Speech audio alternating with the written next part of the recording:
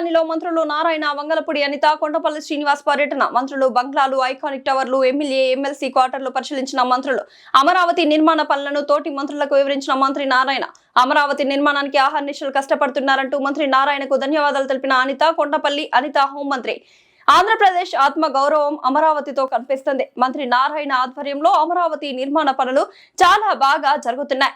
రాష్ట్ర భవిష్యత్తు ఎలా ఉండనుందో అమరావతి చూస్తే అర్థమవుతుంది. బుద్ధి లేకుండా కొంతమంది మ్యావిగన్ అని కన్ఫ్యూజ్ చేస్తున్నారు. వైసీపీ నాయకులు ఇక్కడికి వస్తే అమరావతి అభివృద్ధి ఏంటో చూపిస్తాం. డిసెంబర్ నాటికి అమరావతిలో 4000 ఇళ్లు ప్రభుత్వానికి అందజేస్తామని నారాయణ చెప్పారు. రాజధానిలో రైతులు, ఉద్యోగులు, కార్మికులు ఎమోషన్స్ తో కనెక్ట్ అయి ఉన్నారు. గొడ్డలపాటి నాయకులు అమరావతిలో లోపాలు వెతికే పనిలో ఉన్నారు. రాత్రింబవళ్లు అమరావతి కోసం కష్టపడి పనిచేస్తున్న మంత్రి నారాయణ గారికి ప్రత్యేక ధన్యవాదాలు చెప్తున్నాను. ప్రజలంతా అమరావతికి వచ్చి ఇక్కడ జరిగే అభివృద్ధి చూడాలని కోరుతున్నాను.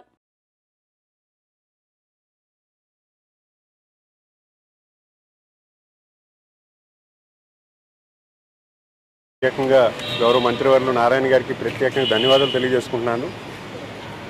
నేను గత 10 సంవత్సరాలుగా అమరావతి నిర్మాణం అనేది చాలా సార్లు మనం చూసుకోవడం జరిగింది. నేను క్యాబినెట్లో కూడా దీని గురించి ప్రస్తావించినప్పుడు అనేక అంశాలు ఇక్కడ ప్రస్తావించడం జరిగింది. అడ్మినిస్ట్రేషన్ బ్లాక్ అని ఒక ఏరియా అంతా కూడా అడ్మినిస్ట్రేషన్ పెట్టడం, అలాగే క్వాంటమ్ ఎడ్యుకేషన్ వ్యాలీ అని కొంత పెట్టడం, అలాగే మెడికల్ సైడ్ ఒక కొంత బ్లాక్ పెట్టడం, అలాగే క్వాంటమ్ వ్యాలీకి కొంత బ్లాక్ పెట్టడం, ఒక వరల్డ్ క్లాస్ సిటీ నిర్మాణానికి ఏ రకంగా ప్లాన్ చేశారనేది ప్రత్యక్షంగా నేను డిజిటలైజ్గా చూడడం జరిగింది.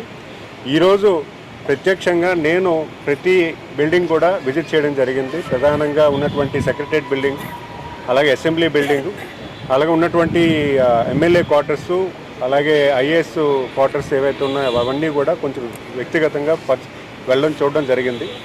చాలా సంతోషం అనిపిస్తుంది. ఎందుకంటే విడిపోయిన ఆంధ్రప్రదేశ్ అప్పుడు మనందరం కూడా మన ఒక రాజధాని కోల్పోయామనే విషయాన్ని చాలామంది మాట్లాడడం జరిగింది.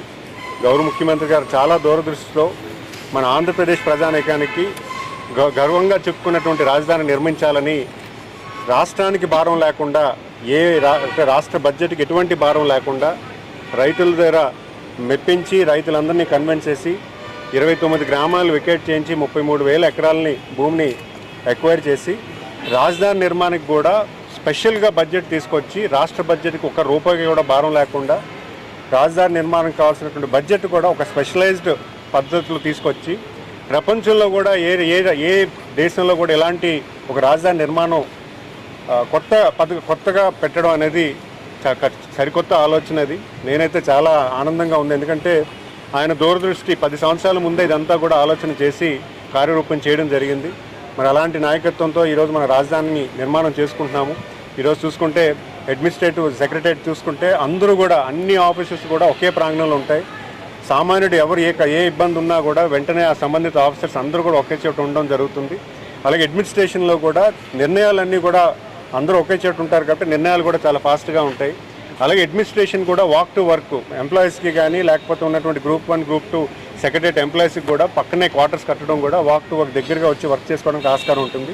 అలాగే ఎమ్మెల్యేలకు కూడా ఇక్కడ క్వార్టర్స్ రెడీ అయిపోయాయి. రేపు డిసెంబర్కి క్వార్టర్స్ అన్నీ కూడా రెడీ అయిపోతున్నాయి. మొత్తం అన్ని బిల్డింగ్స్ కూడా రేపు డిసెంబర్ టార్గెట్గా పెట్టుకొని ఈరోజు ఎమ్మెల్యేస్కి ఆల్మోస్ట్ కంప్లీట్ అయిపోయింది, ఎమ్మెల్సీస్ కంప్లీట్ అయిపోయింది, మినిస్టర్స్ కూడా అవుతుంది. అలాగే ఉన్నటువంటి ఐపీఎస్, ఐఏఎస్ ఆఫీసర్స్ కూడా బిల్డింగ్స్ కంప్లీట్ అయిపోయాయి. గ్రూప్ 1 ఆఫీసర్స్ కూడా 50% అయిపోయింది. మిగతా ఉన్నటువంటి క్యాడర్ ఆఫీసర్స్ కూడా కంప్లీట్ అవుతుంది. అలాగే ఉన్నటువంటి సెక్రటరియట్ కూడా కింద గ్రౌండ్ వర్క్ ఏదైతే క్రిటికల్ వర్క్ ఉందో ఆ వర్క్ కూడా నేను చూడడం జరిగింది.